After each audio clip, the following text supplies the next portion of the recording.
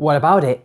The fact that you all just cringed when I said that is why we're here today. I didn't cringe, I just reacted with rank indifference, I'll have you know. Basically, you need to get over your disgust at her time of the month. I'm not disgusted by it. It's a natural act that happens to all women unless they have some kind of issue with themselves. It's not something to be ashamed about. It's not something to be freaked out about. However, if you have a fear of blood, which does exist, by the way, I'll have you know, then can you at least be a little bit understanding why a woman or a man, because by the way people, this is from a channel called Ask Men, and it's literally telling men that they're bigots for finding period blood and period sex either unattractive or creepy or just disgusting or not something they want to do. This is supposed to be making a better man, that's what it says on their Facebook page. Yet here they are shaming men for having preferences. But to get back to the fear of blood, if they have a fear of blood, by the way, does that exempt them from this whole lecture on how we're bigoted? Because you do realise that those people can't help being scared. They're scared of their own blood, let alone somebody else's. So let's get started. First of all, it's just a bit of blood. Well, also uterine lining, but as far as you're concerned, a little bit of blood. Yeah, we know it's just a little bit of blood, and just because it's a little bit of blood doesn't mean that people can't find it unattractive. It's unattractive not only to men, but to women. I've lost count the amount of times women said that they would like to fuck someone, or hell, even me, believe it or not, and say, but I'm on my period and I don't want to do it. Now, why is it that they could think that? A lot of women don't like blood, like a lot of men don't like blood, and they probably don't feel like that would be a good thing to show a man. And to be honest, nobody wants to get messy with the blood as she starts bleeding. Honestly, I don't know why you're demonising men if women don't like it either. It's not toxic, it won't hurt you, and no woman was ever turned on by her partner shrieking and throwing up his arms over her period. It's not this whole clean, untoxic thing because technically bacteria exists everywhere and viruses also. Why are you attacking men's masculinity and saying nobody finds a guy who goes, oh my god, period blood? Firstly, what kind of man reacts that way unless he has a huge fear of blood or any kind of bodily fluid, which by the way is a legitimate fear that a lot of humans in general have. And how does that make him less of a man, and why does that make him look like a prancy beta male that you're trying to infer that he is? You're a feministy, social justice type movement, and you're using the kind of things that PUAs and MGTOWs use as an argument. You really need to think this through, love. I mean, think about how many other bodily fluids you're willing to swap with your partner. Jeez, put down a towel if you're worried about your beloved sheets and forget about it.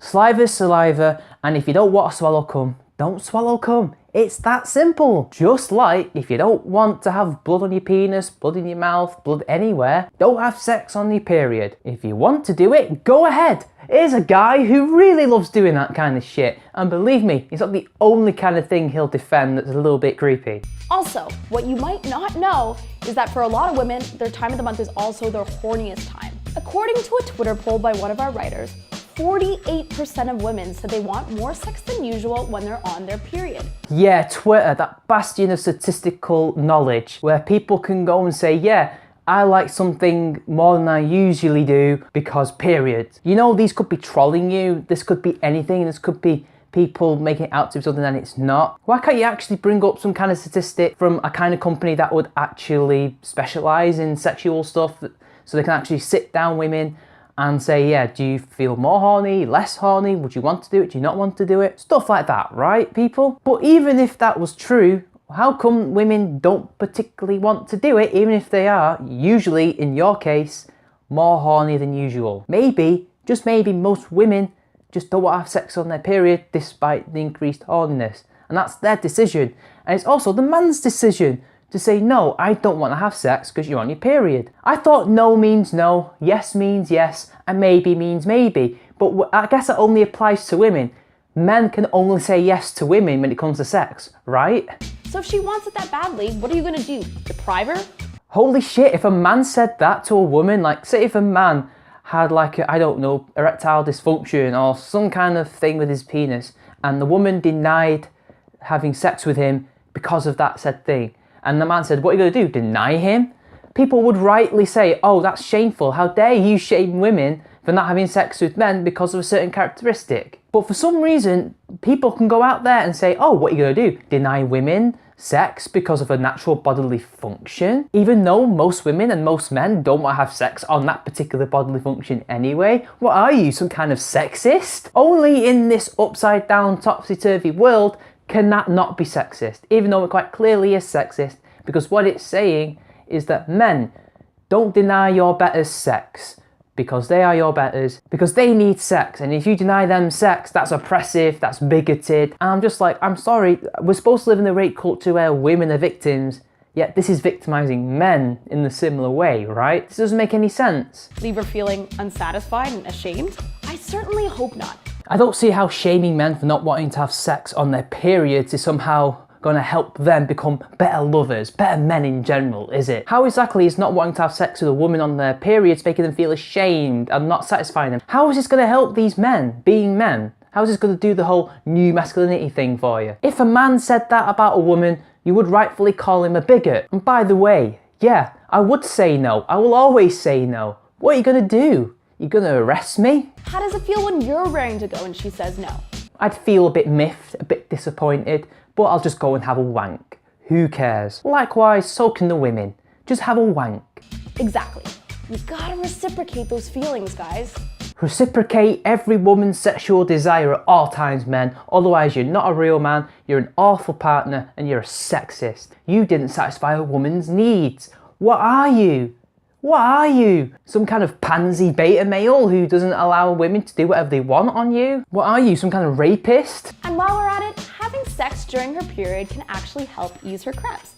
Yeah, science fact. While it is true that sex releases endorphins, the problem is, if that woman has cramps and pain, you thrusting in that vagina is going to make that pain a lot worse. The endorphins aren't going to do shit. I'm sorry. The endorphins released during sex can act as natural painkillers, and in some cases can even shorten the length of her period. Right, sure. In some cases it can shorten the period. So that's why you should have sex on somebody's period.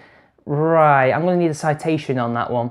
Plus, she's on her period. She's tired, moody, hungry, and you can help her by having sex with her. So, what if she's not in the mood because she's tired and grumpy? What if she just wants to sleep and have a painkiller? Sex isn't the be-all, end-all. Jesus Christ. When is it going to be easier to be a good boyfriend? That's right, never. I'm sorry, but what you're suggesting is to be a good boyfriend is to 100% devote yourself to your girlfriend, which is absolutely insane. That's just saying that men have to devote their lives to women all the time. That's the mark of good men and good boyfriends, which is not true, because what about your sense of self? What about improving yourself? Oh no, that's just sexism. Still not convinced? Well, what if I said that period sex is even better than normal sex? It varies from person to person, but think about it. If your girlfriend is super horny and desperate for some relief, you can bet she's gonna be into sex with you on a whole different level.